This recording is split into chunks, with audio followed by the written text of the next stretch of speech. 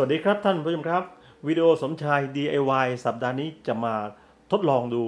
ว่าถ้าเราไม่มีหัวแร้งบัตรกรีแบบนี้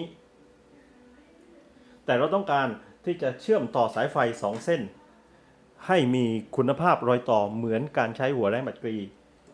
เราจะใช้ไฟแช็กแทนนะครับโดยใช้ตะกั่วที่มีส่วนผสมของดีบุก 60%ตะกั่ว 60% นะครับเขาเรียกว่า 60-40 นะครับและก็อันนี้เป็นฟลั๊กกระปุกแดงนะครับกระปุกละ10 บาทหาซื้อได้ตามร้านที่ขายอุปกรณ์อิเล็กทรอนิกส์ร้านไฟฟ้าทั่วไปนะครับแล้วก็ไฟแช็กอันละ5 บาทผมเอาสายนะครับมาพันเข้าด้วยกันครับ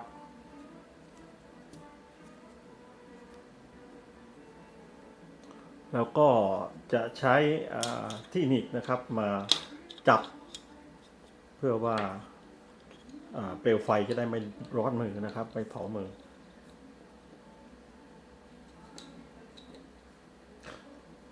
แล้วก็ใช้ฟลั๊กทาตรงรอยต่อ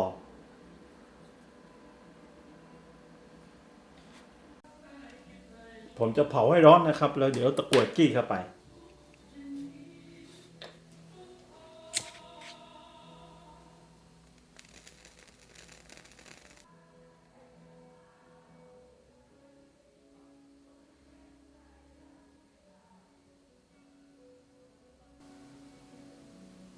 ผมรู้สึกว่าร้อนแล้วนะครับหัวแม่มือผมก็ร้อนนะฮะทีนี้ผมจะเอาตะกั่วจี้ลงไปเลยครับไม่ได้ครับมันไม่ได้ฮะหรือว่าร้อนไม่พอเอาอีกทีครับ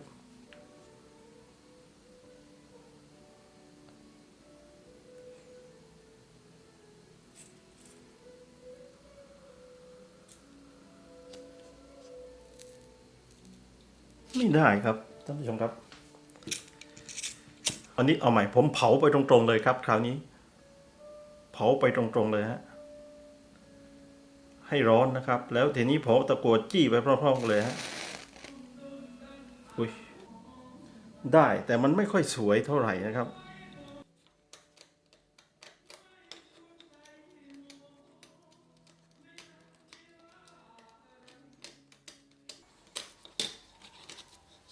มันก็พอได้ครับท่านผู้ชมแต่ว่าไม่ค่อยสวยเท่าไหร่เพราะว่าเข้าใจว่าความร้อนของเปลวไฟนะครับมันทำให้เกิดรอยไหม้เลยไม่สวยคราวนี้ผมจะใช้วิธีเอาตะกั่วพันรอบจุดเชื่อมต่อนะครับแล้วเอาไฟลนดูซิว่ามันจะละลายหรือเปล่าครับ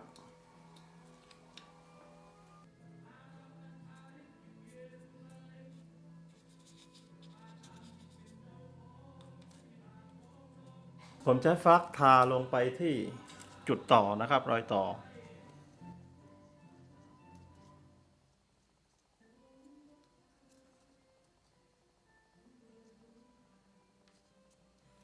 ตอนนี้ผมจะใช้ตะกั่วพันนะครับ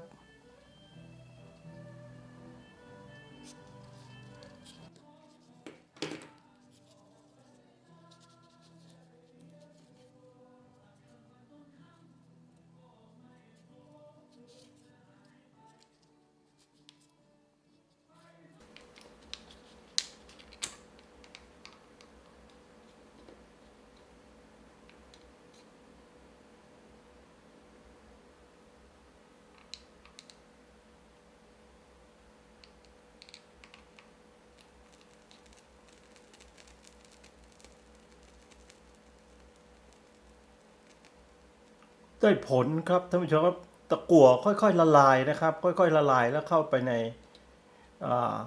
เข้าไปติดตรงรอยต่อครับสามารถทดแทนในยามที่เราไม่มีหัวแร้งนะครับใช้ได้นะครับแต่ว่าวิธีนี้อาจจะใช้กับสายไฟเส้นใหญ่ไม่ได้ครับเพราะว่าถ้า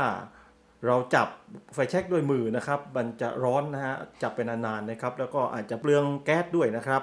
ถ้าเป็นสายไฟใหญ่ๆนะฮะอาจจะใช้วิธีอื่นนะครับในการเผานะครับขอบคุณทุกท่านนะครับที่ติดตามรับชมสมชาย DIY สัปดาห์นี้ลาไปก่อนและพบกันในครั้งต่อไปครับสวัสดีครับ